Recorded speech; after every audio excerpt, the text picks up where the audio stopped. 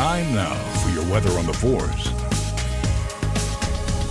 The time is 6:14. Time for your weather on the 4s here. Meteorologist Cesar Cornejo in with us again today. And Cesar, our Tuesday is off to a nice start. Brian, it's starting off great, and you know what's going to make it better? The possibility of seeing some rain, especially in southern Utah. We can use it. Oh, I know, right? It's been so long. Maybe the airport can pick up some measurable precipitation, but we'll see exactly when we can expect that in just a moment. But it's going to be a rainy Tuesday, mostly for parts of southern Utah. We can expect to see a cool down also. Storms then become on the move. Some of them are going to be slow movers, so flash flooding is a possibility, and we'll have just a bit more on that threat in the forecast in just a moment. But so far right now, look at this beautiful picture by Scott Taylor. Sent this in from the Salt Lake Valley. A few beautiful just small clouds hanging out a little bit on the orange side. I can't complain about that. It's a great sunrise that we also have over here in St. George. Looking through our Southern Utah University camera network, this is what we're already seeing. Moisture moving in, cloud cover starting to form.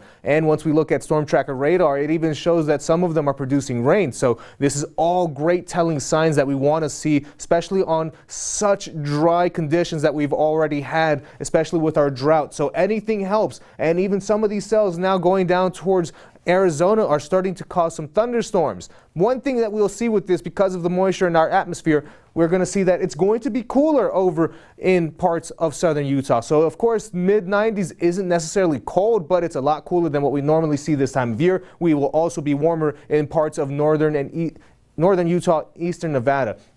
Temperatures for the next few hours, we're going to expect to see a great one. Lunch outside is definitely on the menu. It's still not going to be too hot, as we will sit right around the mid-80s. And as we continue to see more of that moisture moving in, we'll see that shower activity will be concentrated once again towards parts of southern Utah. And we also have now a thunderstorm risk. So general thunderstorm risk for most of the state. We have just been added to a marginal risk. We're going to see winds created with this. That's going to be our main threat, besides maybe an inch size hail to inch and a half. We also expect to see flash flood potential for parts of the southern Utah where we go out to recreate. So please just keep your head on a swivel and stay weather aware if you're outdoors. Also, looking at Futurecast, we'll expect that showers are prevalent today. They do pick up into northern Utah for parts of tomorrow, and then we start to see an increase also for Thursday. Look at that. It's looking great so far for rain, and we also do have the marginal risk for tomorrow for parts of western Utah,